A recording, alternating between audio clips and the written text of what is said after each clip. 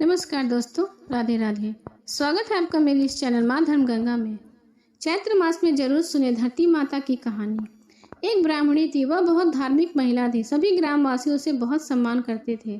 कोई भी उसके शरण में आता वह सबकी मदद किया करती थी। मन ही मन भगवान का स्मरण किया करती थी। भगवान की सेवा, पूजा, जरूरतमंदों की सेवा ही उसका परम धर्म था। एक दिन ब्राह्मणी मरकर भगवान के घर गई। वहां जाकर बोली, मुझे बैकुंठ का रास्ता बता दो। स्वर्ग से एक दूत आया और बोला, ब्राह्मणी आपको क्या चाहिए? वह बोली, मुझे बैकुंठ का रास्ता बता दो।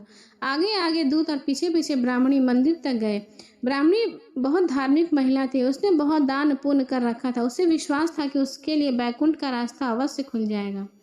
ब्राह्मणी ने वहां जाकर देखा, वहां बड़ा सा मंदिर, सोने का सिंहासन, हीरे मोती से जड़ी छतरी, चित्रगुप्त जी का न्याय सभा में बैठे साक्षात इंद्र के समान शोभा पा रहे थे और न्याय नीति से अपना राज्य संभाल रहे थे।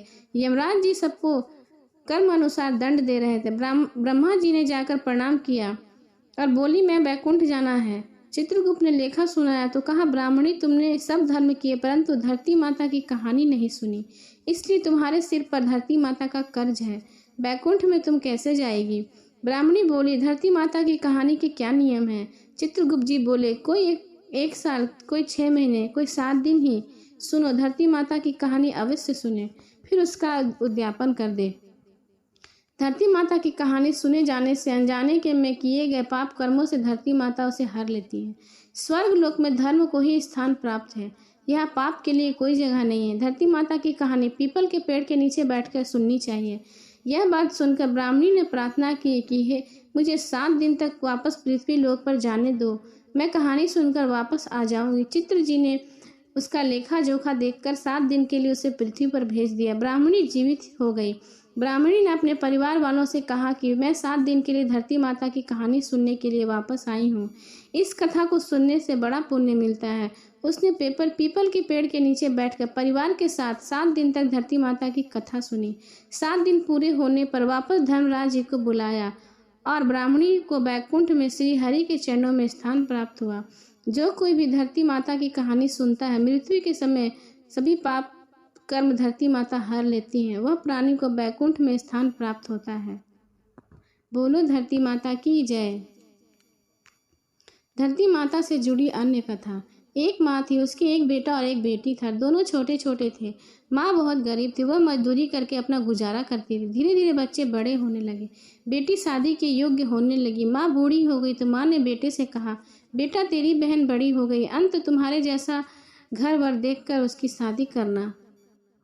ऐसा कहकर माँ कुछ दिनों में ही मर गई। भाई गांव गांव घूमने लगा, लेकिन बहन के योग कोई वर नहीं मिला। वह घूम घूम कर थक गया। बैठे बैठे उसने सोचा कि मैं ही इससे शादी क्यों न कर लूं। ऐसा सोचकर वह चुनरी व सामान लाया। बहन ने कहा, यह सब सामान क्यों लाया है? तो भाई बोला, तेरी शादी है। मोहल्ले वालों ने बहन से कहा कि तुम्हारा भाई तुमसे ही शादी करने वाला है। बहन ने भाई से पूछा, मेरी शादी किससे हो रही? भाई ने कुछ नहीं बोला तो बहन समझ गई। उसने एक लोटा लिया, चुनरी ली और चप्पल पहनकर जंगल की तरफ भाग गई। गाय के ग्वालों ने पूछा, वन क्यों जा रही हो? उसने कुछ नहीं बोला।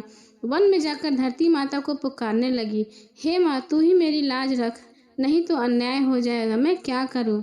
मुझे अपनी गोद में ले लो, नहीं तो यहाँ मैं मर जाऊंगी। धरती माँ फटी तो बहन ने एक तरफ लोटा और एक तरफ चुनरी और एक तरफ चप्पल रख दिया और धरती माता में जाने लगी। इतने में दौड़ता हुआ भाई वन में आया और ग्वाला से पूछा कि बहन किस तरफ गई है? ग्वालों ने कहा कि तेरी बहन उधर गई है। वह बहन पुकारता हुआ दौड़ा तो बहन धरती के अंदर समा रही थी। थोड़े बाल बाहर दिखाई दे रहे थे। उसने बहन के एक मुट्ठी बाल को पकड़कर रोने लगा। बहन, तू सत्य के लिए धरती माता की गोद में समा गई। मेरी बुद्धि भ्रष्ट हो गई। माँ का वचन निभाने के लिए मेरे जैसा वो कोई वर नहीं मिला, इसलिए सोचा कि मैं ही तुमसे विवाह कर लेता हूँ।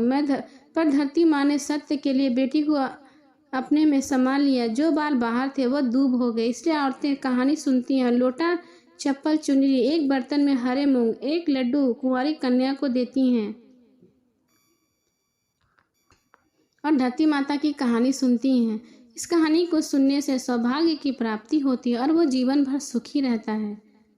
बोलो धरती माता की।